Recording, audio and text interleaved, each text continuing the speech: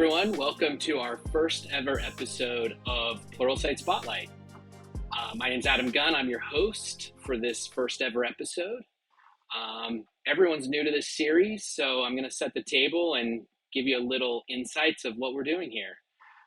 Our Spotlight series is a chance to meet some of the incredible people, personalities, and teams that differentiate the Pluralsight platform. Our brand is built on the back of incredible authors, training architects, developers, engineers, DevRels, who bring the best of themselves to our courses and platforms. And it's my privilege to introduce you today to one of my favorite people, one of Pluralsight's first developer advocates, David Neal. Let me tell you a little bit about David. David bills himself externally as the Reverent Geek. We'll dive into that moniker a bit later.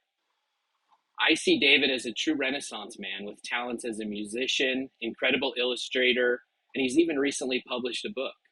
In addition to his professional interests as a software developer, Microsoft MVP, and now developer advocate for Pluralsight, I know David loves high-octane caffeine, JavaScript, and every meal with a large portion of bacon.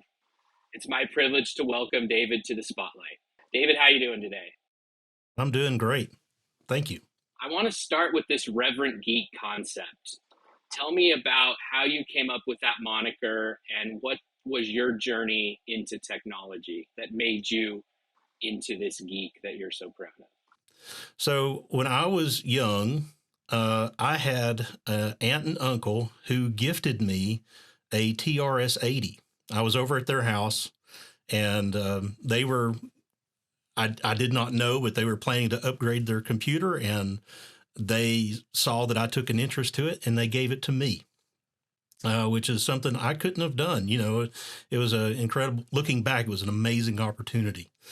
And at first it was just kind of like using it to play games, but I learned to do some coding, and it planted a seed. Years later, when I was in college, I realized that every time I touched a computer, I had a good time.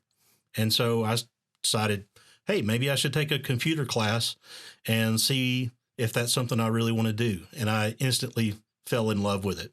My career didn't start out with programming, though. It was a lot easier for me to get started in tech support and IT stuff. So I was doing a lot of that at the beginning, but I found, some opportunities to use my programming skills, and eventually got to switch to doing that full time a little bit around the same time that the internet was starting with, started doing Visual Basic, SQL Server, then classic ASP, building websites and internet apps, and then later ASP.NET. In those years, I got the opportunity to attend some conferences, Microsoft Tech Ed and things like that back in the day. And I was so impressed with folks who shared their knowledge and their experience with technology. And I just thought, man, I wish I could do that someday. And again, that was another seed that was planted. Fast forward about, 10, 12 years or more, and I was at a local event, and I kept hearing people encouraging to get involved in the local community. And I thought, that's what I should do. I should find some way to give back. And so I started going to some local meetups. One thing led to another, and I found myself running one of those meetups. And then someone encouraged me to speak, and I gave my first talk, and it was awful. But it really started me thinking, this is something I would love to do more. And somewhere along the way, social media became a thing. Before, I had like a blog and sometimes write some stuff about technology. But Reverent Geek became like a domain, and I found it through research. Just nobody was using that term, so I was able to get that domain and then use that as my name throughout all of my social media platforms. And I thought that was a good mixture of, kind of my demeanor, a little nod to, my personality, my faith, and the fact that my goal is to help folks geek out about technology. A couple things I know about you, David, is you love to bring fun to everything you do. And along that journey that you just expressed, like you've developed some really unique skills that kind of set you apart. Um, Tell us about the fun and tell us about some of those unique skills you've developed on this journey. Going back to some of those heroes from when I started going to conferences and things, I really was enamored with folks who could bring their humor and their style to the talks. You know, my favorite speakers were ones who were comfortable and could make an audience laugh. And I knew that if I were to become a speaker, I'd want to be able to do that too. And so I tried my hardest when I first started speaking. And a lot of times those jokes fell completely flat, and there was crickets in the room. Like, oh man, this is a tough crowd. And as I got better and better at speaking and a little bit more comfortable, I improved, but I felt like I just wasn't having the impact that I wanted to have with my audience. And I had this kind of existential crisis moment where I thought about just quitting everything. And, it's like, this is not working. I'm just going to stop doing this silly stuff and just focus on being a software developer again. As I was looking at ways to improve speaking and delivery, I came across a video of a guy who was making the case for hand-drawn illustrations and using just simple shapes, arrows, stick figures. And it just kind of blew my mind how effective those simple illustrations were. And he also made the case that, you don't have to be an artist to do this. If you can draw shapes and you can draw arrows, you can make your presentations much more engaging. And I thought, well, I think I can do that. So I had this old iPad and a cheap $5 stylus and a new talk that I was about to give in a couple of months. I thought, well, I'll draw a few slides, see what happens. And I instantly fell in love with it. And that turned into a part of everything that I do now. Up until that point, I had not drawn more than a smiley face on my kids' birthday cards, but drawing and illustrations became a hobby and a passion. And now I incorporate it into, just about every kind of content that I create. It allows me to bring my humor and my personality to all that content. And now, sometimes I get a laugh. Yeah. And I could be making an assumption here, but as I look at your social media, it looks like you make a real intentional effort to practice and publish something every day. Is my assumption correct? I recently, I think you've been exploring some typographic art, which I found really interesting. But what's your journey and how might it apply to a technologist who's like, oh, I'm never going to be an artist like David? Like, how might you apply this to other skills that someone might want to be developing? Yeah. So when I first started drawing and I fell in love with doing that, I couldn't create a new talk every day or every week. So I needed an excuse to draw. And I used social media as my kind of accountability partner. And I used it as my way of practicing in public. So I would create these crude, terrible drawings that were, sometimes humorous. Sometimes they were humorous just because of how terrible they were. And I used that kind of encouragement from social media to continue practicing. And what I discovered over time as I began to look at that journey and how I had improved, like over a couple of years, I could look back where I started and go, wow, I can't believe how much I've improved at doing this thing. And it was like a light bulb went off, like, well, that makes sense. Anytime you want to learn a new skill, whether it be illustrations or a programming language or a musical instrument, or, pick any skill. When you start, you're going to be really terrible at it. No matter how naturally gifted you may be, it's going to be, you're not going to be perfect.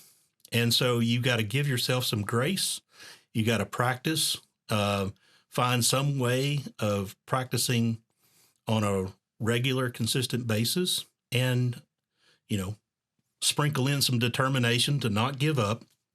And over time, it may be 6 months, it may be a year, but sooner or later, you'll look back and go, wow, I can't believe how far I've come. Let's switch to conferences. Like you mentioned earlier that you started going early in your career and you found a lot of value. What wisdom could you impart on the audience around the role they play and what they should be trying to do in terms of where should they go and how should they show up? Yeah, absolutely. I have some strong feelings about the tech community and conferences and the opportunities that they present. My suggestion would be to find some events that are happening on the regional level. There are, really big tech conferences, tens of thousands of people, and those are amazing experiences. Sometimes they're very costly to attend, and you can get some great content out of those. But I feel like the smaller conferences where there's the attendees are in the hundreds instead of thousands, it gives you a unique opportunity, if you will take the advantage of it, to connect with people in, your region, in your area. There is this thing that we talk about in people who go to conferences a lot. We call it the hallway track. And that is, not only are there sessions going on where you can go and listen to great technical talks, but there's opportunities where you can connect with other folks in technology in the hallway or around the lunch table or in, specific spaces designed to help folks connect together. And I think those are some of the most valuable experiences I ever get out of any event, is connecting with other folks. Now, I am 100% introvert, so this is not something that comes natural to me. And stereotypically, there's a lot of folks in technology who are also, not comfortable starting conversations or getting to know folks. But I encourage you to, step outside of your comfort zone. Ask someone, hey, what do you do? There's that one kind of thing where, like, anybody can talk about themselves. Just ask the question, what kind of technology do you work with? And chances are you'll end up geeking out about what you're doing, what you're learning, and learn a lot from each other. Well, let's practice that. I'm an introvert too, but I did want to ask you about your tech stack, David. Like what are you into? Like what's driving you right now? Yeah, these days it's a lot of JavaScript. For better or worse, JavaScript won the internet, has always won the internet. And it is the language of the web. And have found myself so many times building web-based applications. So I could either complain about JavaScript all the time, which sometimes I do. I like to poke fun at JavaScript. But for the most part, I've embraced it. And the language itself has gotten better and better to the point that I think it's as good as just about anything else you can use as technology. And JavaScript can be used in so many ways. You can build web apps, desktop apps, mobile apps, games, anything and everything you can think of. And so I've used in recent years Node.js, Electron for building desktop applications, some mobile frameworks. And, I've tried TypeScript. I came from doing a lot of work in C# and those typed languages. Me personally, I see the value of TypeScript, but if I'm just doing something on my own and not part of a huge team, I don't think TypeScript is for me. But if I was part of a huge project where there were lots of developers, I could see the value of using TypeScript to help bring some discipline to the team. And in terms of output, like we're builders, craftsmen, like in your technology career, are there a couple or one specific project that stands out as something you're really proud to say you've built? Man, that's a tough question. One of my favorite projects was actually like my first real project that I got to work on. I was working at a manufacturing company at the time, and there was a lot of process automation, machinery kinds of things. This particular company made fabric, and they had this secret kind of lab where they tested fabric for the government and the military. And my boss came to me and said, "Hey, I know you have an interest in programming. I've got a project for you. Um, we need someone who can build an app that will take this data and turn it into, you know, something usable." And so it was a robot that picked up different fabric samples and heated them up and sent them through a gas chromatograph and took all these readings. And I wrote the code. It was Visual Basic and Access 2.0, and created spreadsheets and graphs and things of like all the different measurements and the breakthroughs for the, and I know as of like, I don't know, maybe 10 years ago, I ran across one of those engineers and they said, "Yeah, we're still using your app." I'm like, "Oh man, that is so cool." To know that something I built all those years ago is still chugging along, bringing value to what it was designed to do. It makes me really proud that my first app was still in use for a long time, maybe still used today. I don't know. That's awesome.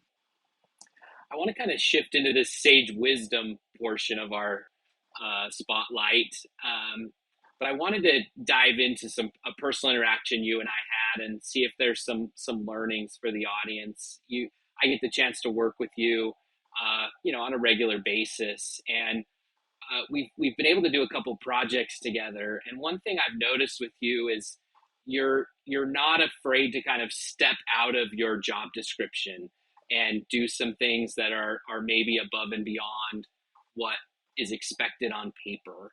Help the audience understand how you make those decisions of where you might extend yourself, and maybe areas of opportunity where you decide to maybe take the opposite approach and not overextend yourself. Yeah. Well, I mean, there's opportunities to step outside of your regular comfort zone are huge learning opportunities. I've recognized in my career that little projects and little things that we can do to like experiment and to learn, just to see what happens, it can be extremely valuable and can lead to things that you may not have dreamed of. I remember I've worked for a number of startup companies, and I think that's where I've got this mindset over the years, is that I remember one particular leader at a company saying, "Yeah, we're all in this together. We're bolting the wings on while we're trying to fly this thing." So he was very encouraging to say, experiment, and you have the freedom to experiment and the freedom to fail, because in failure, you learn what not to do, or you will learn better what to do the next time around. And I've kind of embraced that as far as like in my life. It's exciting. It's why I'm in technology in the first place. Is I love to learn. I love to continue to learn and try new things. But I will say that in my years of being in this field, that it is so easy to get burned out. It is so easy to overextend yourself and to make compromises, to say, "Oh, well, I'll put in a few more extra hours," or I'm so geeking out about this thing that I want to continue working on it in my off time, or, time that I should be spending with my family, or time that I should be relaxing and doing something else to help recharge my brain or whatever. What I tell folks today, like when I give talks on and workshops on leadership, is that your personal time should be non-negotiable. It is not okay to for extended periods of time to really extend yourself beyond what you're capable of doing. It's going to lead to burnout. You're going to hate yourself, and you're going to damage relationships around you. So it is not worth it. Don't fall into that trap. I love that. A couple questions on your personal learning journey right now. Like, I'm curious, is there anything right now that you're investing personal time in learning or developing? Yeah. So, my coding skills and things are something I want to continue to make sure they're honed, and I'm able to write code. So I'm always finding little things to do. I'm doing live streaming weekly through Pluralsight. So that is my opportunity to geek out about coding and to teach others some things about what I've learned about building apps with Node.js or Electron, JavaScript frameworks, CSS, HTML, all that fun web stuff. And as we've talked about, I do a lot of illustrations and things. So I also find opportunities that I can use my illustration skills, whether it's helping to design swag and graphics for things at Pluralsight, or taking the time each morning to do something that's improving another area because it's limitless. The things that you can learn, the things you can do, pick something, iterate on it for a while, see where it goes, pick up something else. That's awesome. Okay, we're going to end with a little fun. My social team has armed me with a bunch of random rapid fire questions. All right. They're aimed to hype up the algorithms and wake the Twitter trolls. So if you're ready, I'm just going to hit these, and then the goal is short responses. Okay. All right. If you could switch legs with any animal, which one would it be? Oh gosh. Maybe a kangaroo. I don't know. Kangaroos are pretty tough. They got some serious power in those legs. Could do a lot of stuff with them. Favorite pizza topping? Bacon. That's easy. What did you dream of being as a child? A musician. I wanted to be a rock star. Yeah. Favorite vacation destination? The mountains. Anywhere where there's quiet, running water, lots of green. Team cat or team dog? I'm going to say dog, although I am slightly allergic to dogs. I've had a lot over the years, so I love my dogs. And finally, if you were a flavor of ice cream, what would David Neal be? I'm not a fan of coffee ice cream, but I guess if it would be like coffee and bacon ice cream, maybe, because that's who I am. That's awesome. And we end right where we started. High octane caffeine and bacon. So, right. David, really appreciate you joining us today. And we'll put any links to anything that David mentioned in this course in the show notes. We hope you'll follow, subscribe, and review this series. Send us any feedback you have on how we can improve the Spotlight. And we look forward to bringing you stories from more Pluralsight and industry experts in the coming days. Thanks, David, and thanks, everyone, for joining us. Thank you.